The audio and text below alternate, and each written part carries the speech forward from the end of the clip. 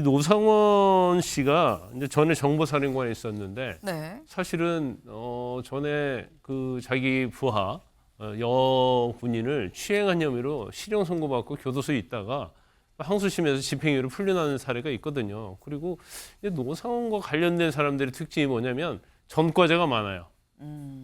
근데 그런 전과자들이 모여서 계엄을 주도했는데 노상원이 이제 김용현 전 장관의 어떤 측근으로 알려져 있기 때문에 그동안 군에 대한 인사도 개입하고 그래서 현역 군인들은 노상원을 통하면은 뭔가 된다고 생각을 하고 있기 때문에 저렇게 현역 군인들이 햄버거집에 모이자 하면 오는 거예요. 그 정도로 이제 비선 실세로서 역할을 했다 이렇게 볼 수가 있습니다. 그래서 저기에 모이는 군인도 마찬가지고. 사실 현역 군인하고 달리 이 전역을 한 사람들의 특징은 그 군인들이 갖고 있는 일정 이런 것들에 얽매이지 않는다는 겁니다. 본인이 홀가분하게 움직일 수 있다라고 하는 첫 번째 특징이 있는데 또 한편으로는 군대 쪽에 인맥이 있기 때문에 그것을 활용할 수 있다. 본인은 홀가분하게 움직이면서 현역 군인들한테는 인맥을 통해서 연결될 수 있다는 점. 사실 5.16 쿠데타 때도 당시에 군인에서 예편을 강제로 당했었던 김종필 전 총리가 네. 참가를 해서 중요한 역할을 했듯이 이번에도 그런 민간인, 전역 장교들을 활용을 한 것이 아니냐 이렇게 당연히 의심을 할 수밖에 없는 것이겠고요. 선관위 장악 제2수사단 작전 치밀했던 햄버거 회동입니다. 저희가 일전에 햄버거 회동 말씀을 드렸었죠. 안산의 한 프랜차이즈 햄버거 가게에서 모여서 계엄 논의를 했더라 라는 말씀을 드렸었어요. 근데 이 햄버거 회동이 한 번이 아니었다라는 거죠. 그 이후에 한 번 더 있었다라는 겁니다. 여기를 좀 보겠습니다.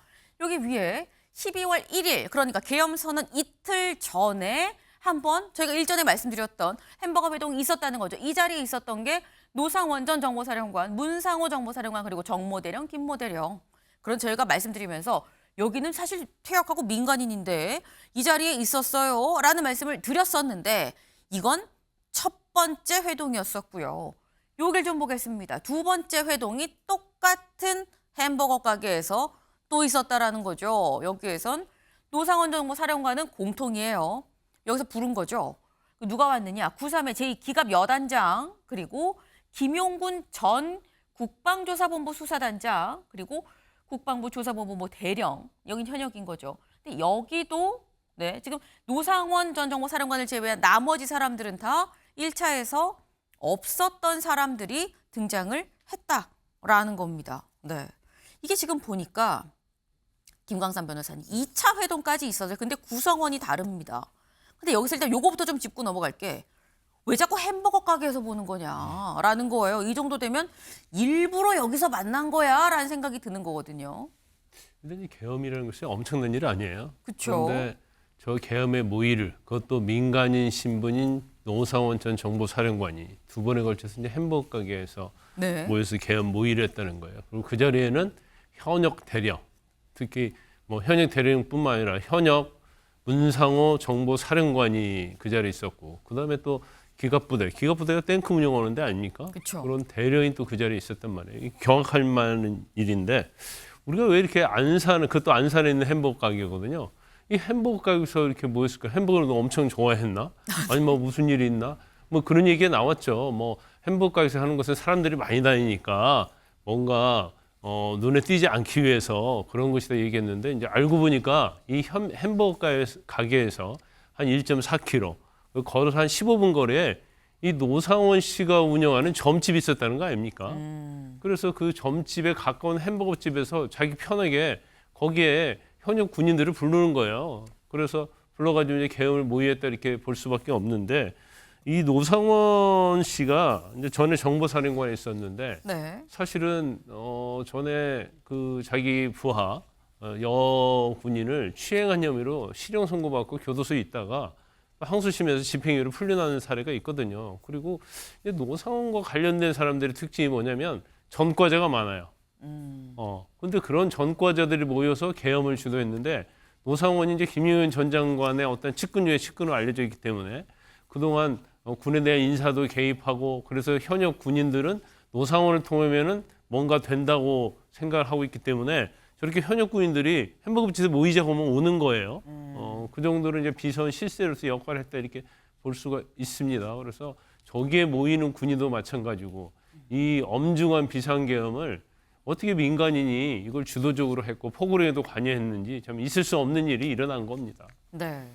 지금 말씀이 지금 이상하게 노상원 전 정보사령관 주변에 전과자가 많더라. 본인도 약간 결국 불명예 제대로 했었고 그 말씀을 지금 하셨죠. 네. 지금 이게 사실 여기 지금 표를 좀 같이 볼까요? 저희 민간인이 키워드죠. 기본적으로 노상원 전 정보사령관이 계엄 모의를 할 그 당시에 민간인이었습니다. 그런데 여기뿐만 아니라 어제 경찰에 구속된 김용군 전 국방조사본부 수사단장, 그러니까 국방조사본부 헌병을 얘기를 하는 거죠. 헌병대 이 수사단장도 전직이에요. 만났을 이 당시에 이미 전직이었다. 퇴역을 했다라는 거죠. 여기도 민간인이라는 겁니다. 그런데 아까 전과자 말씀을 하셨는데 이 두 사람이 공통점이 있다. 뭐냐? 같이 저희 그래픽 준비한 거 같이 볼까요? 네. 노상원 전 정보사령관도 김용군 전 대령도 어땠냐? 말씀하신 것처럼 부하 성추행 혐의로 불명예 전역을 했죠.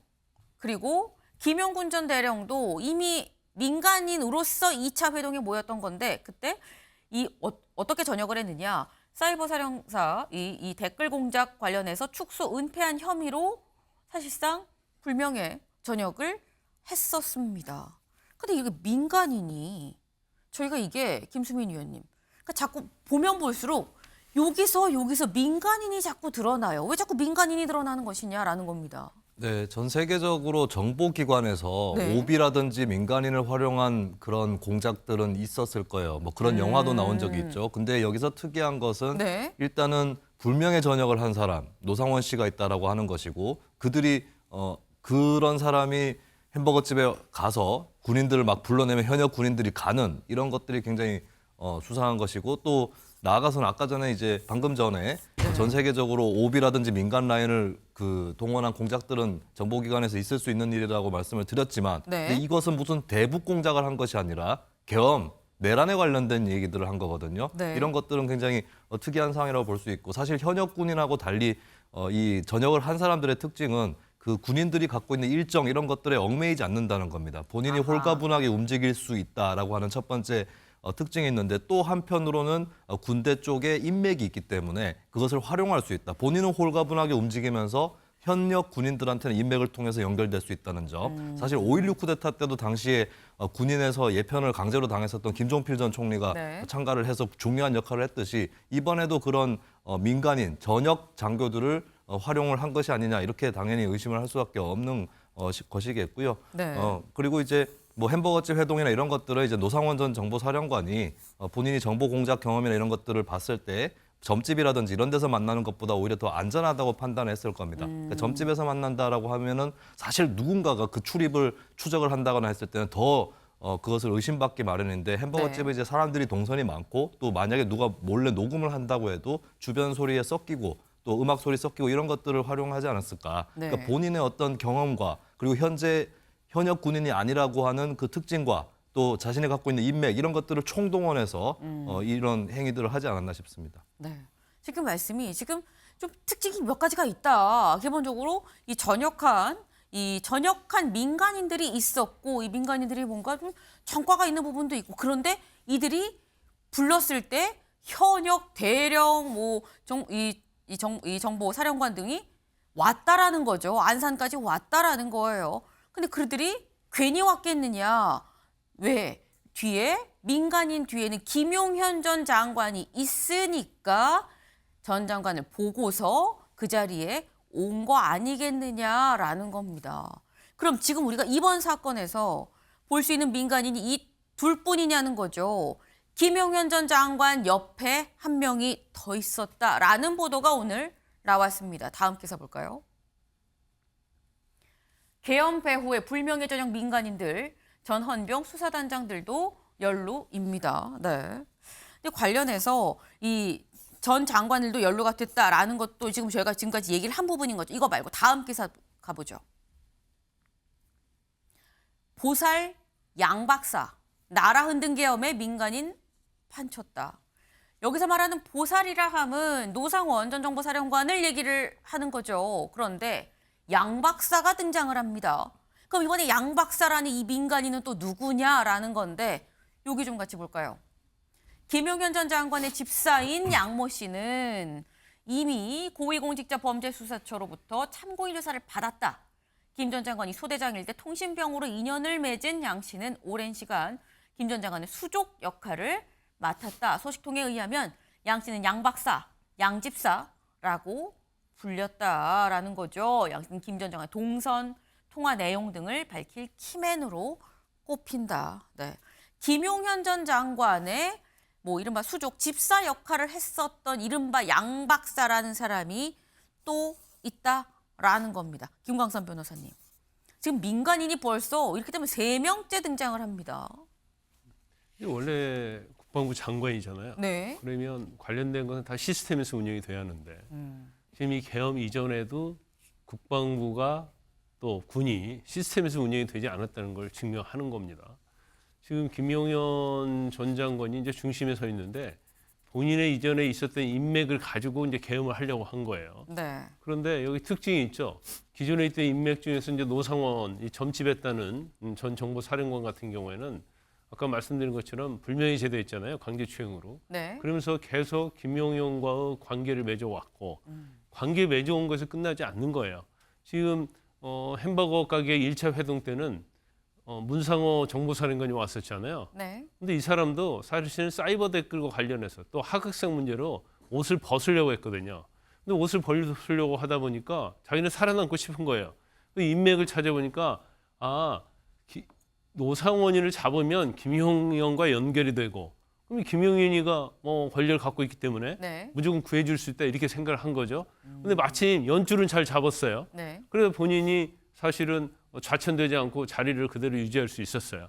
그러니까 노상원만 있으면 앞으로 군에 있어서 승진이랄지 여러 가지 혜택을 받겠다 싶으니까 노상원은 굉장히 밀접한 관련이 된 거고 그래서 이제 노상원의 말을 들을 수밖에 없는 거죠. 그러니까 사실 비선을 통해서 이런 일이 자꾸 이루어지고 국방부 장관이면 사실은 자기 집사 역할을 하는 그 군인도 군대 내에서 할 수 있는 거거든요. 네. 근데 민간인을 동원하고 관제해서 여러 가지 일을 시키고 지금 자신의 어떤 굉장히 중요한 스모킹건이라고 할 수 있는 핸드폰도 이 민간인 양 씨한테 줬다는 거 아닙니까?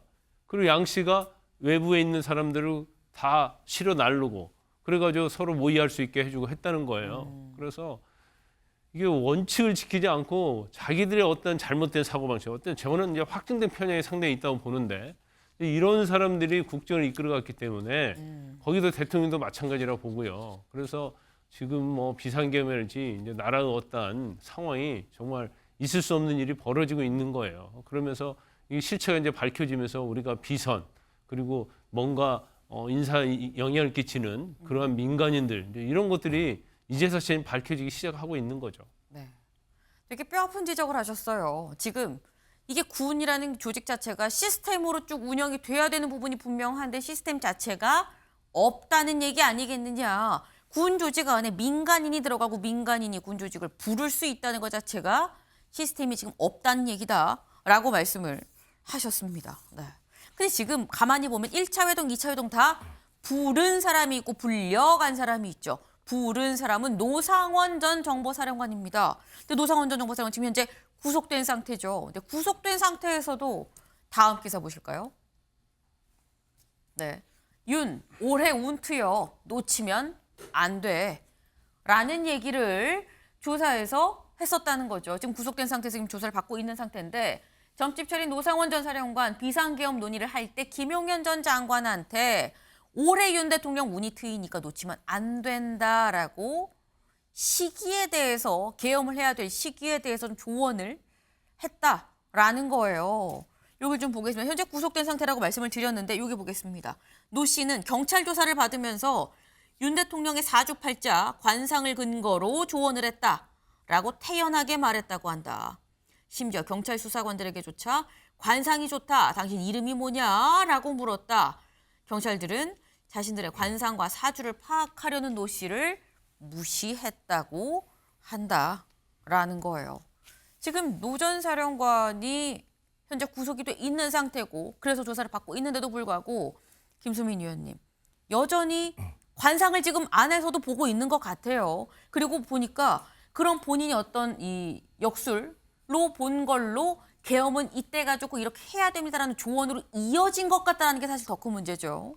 네, 일단 뭐 관상을 본다든지 역수를 한다든지 이런 부분은 노상원 씨가 관련 공부를 했고 뭐 그렇게 네. 활동을 해왔던 것은 뭐 사실로 보이는데요. 우리가 여기서 좀 놓치면 안 되는 부분이 단지 그냥 역술이나 주술 이런 걸 통해서 계획을 하고 실행을 했던 것이냐.